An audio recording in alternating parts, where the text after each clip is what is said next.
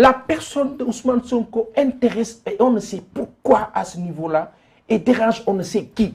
Comme ordre, démerdez-vous qu'il ne soit pas à cette station. Vous me finissez, vous existez.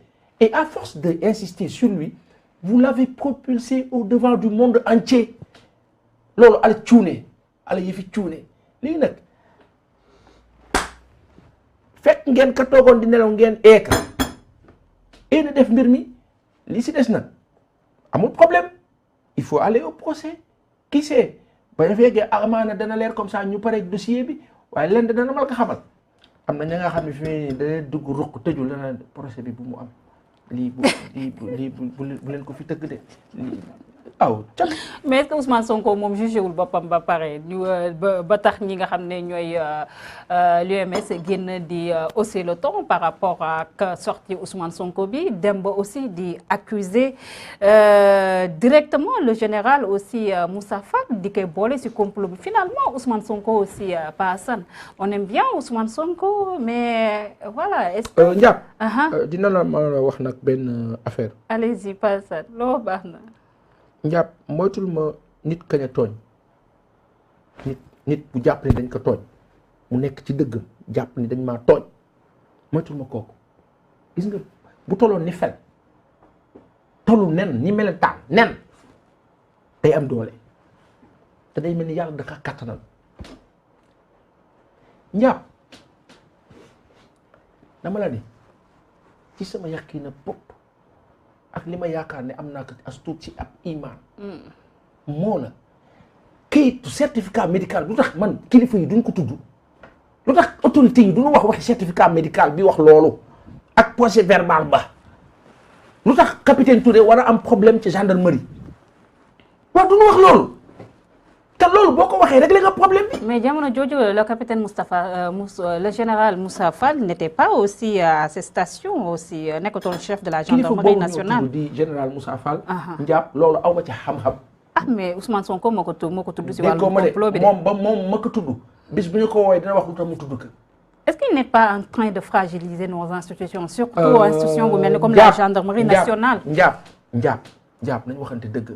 Qui fragiliser nos institutions moi qui ka amé di nommer le teggi di def la ka neex ak nam ko neex. mais c'est son droit aussi yaa ko jox man maa ko jox.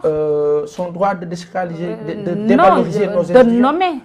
non je parle loo xam ne néew ma foofu Ndiap bal yàq li ma wax néew ma foofu dama la ne kii yàq sunu ay institutions mooy ki nga xam ni lu yoonul mu yoonal ka par force ca institution ko. kookal la.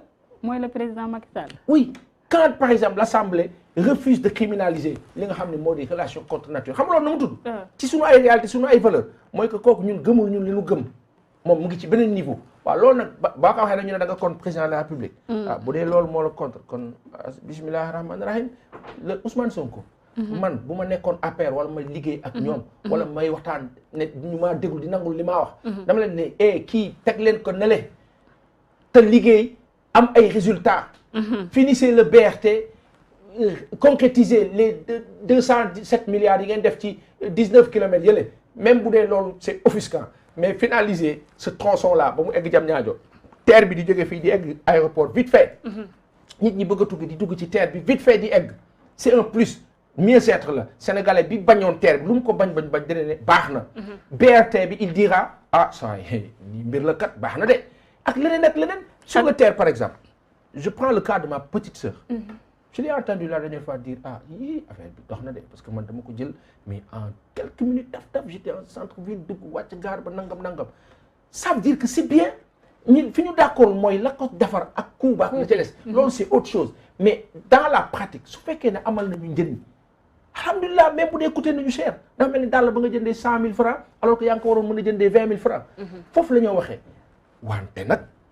bu ngeen concentré wu ci loolu la lijjanti ab Ousmane Sonko que een mu woon ci tranquillité bi nekkoon fële ca bureau ca impôt nekk syndicaliste man ma nekk président de la République dégg coow li dama naan son ministre de tutelle ne ko mais ce monsieur là gérez-le quand même il faut l'écouter hein, il faut être à son écoute ndeysaan ministre ba def ko xarit di ko déglu mais Ousmane si mais xam nga la indi li ma laa wax ni yëpp xeebaate ku xeeb ku bàyyiwul xeeb mais tabax sa musiba xeeb nañ ko nag ba fi ñu toll nii ba fi may waxee ko dañ koy xeeb de parce que ñoom jàpp nañ ni non on va en finir avec lui on va la ilaha illallah sayyidina Muhammad sallallahu alayhi wa sallam xeebaate baaxul sa waay y a une jeunesse qui est là 18 ans 19 ans 20 ans 21 ans 22 ans dama leen dee déglu nguuru Sénégal bii na dox si jàmm nañu bàyyi bëlde bi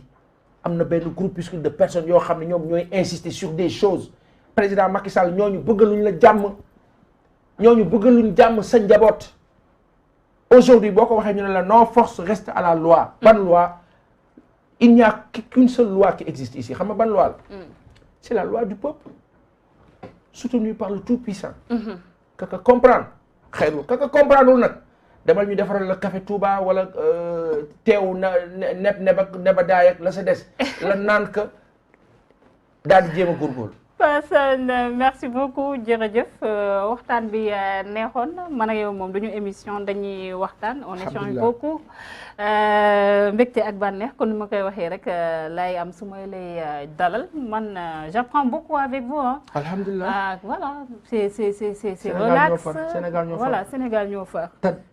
te li ma la fi waxoon ci Coupe d'Afrique bi. waaw sama ñaan nga.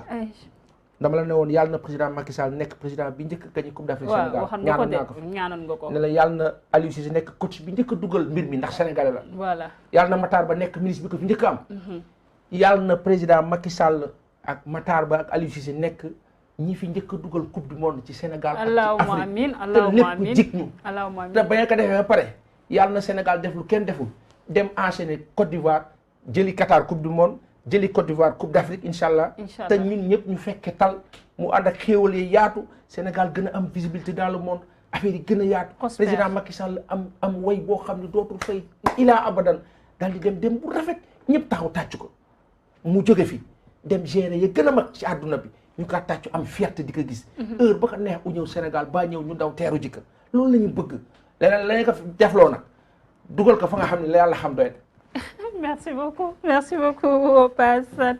Ça a été un plaisir de vous recevoir.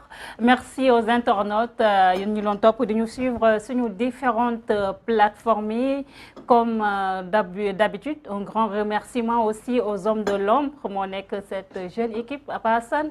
Ils sont très dynamiques. Machallah que de jeunes amuñ sa 20 ans. sunu ay doom rek. Ouais machallah.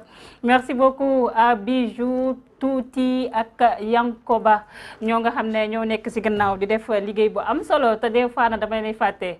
Ça a été un plaisir de travailler avec vous. On se donne rendez-vous demain inchallah pour le dernier numéro de la semaine et je serai avec monsieur Clédor Sène pour les rendez-vous du jeudi. nit ka mat a déglu. ak borom xam-xam ba mag jàpp naa ne bokk na ci ñi ëpp xam-xam ci àdduna bi. te au-delà de xam-xam bi Pa Assane. Machallah. Man je pense que c'est un saint homme. ñu bëri nag dañoo réeré mbir yàlla dafa am ay nitam. soxna si. c'est un monsieur très généreux. yàlla dafa am ay nitam. yàlla. c'est vrai nit ku baax te nag yàlla ay nitam da leen di làq kenn du leen jege. kenn du leen mën a dara il est très généreux. ay itam. très humble ba pare soxna si xam-xam boo ko amee doo bon. kaa fekk xol ba tëju ñu nga mel ni kii xamut xam-xam xamut dara te xeex moom defe na lépp xëccoo laak defal ka bon ka amul ña xam-xam rek moo la mel noonu. Merci beaucoup.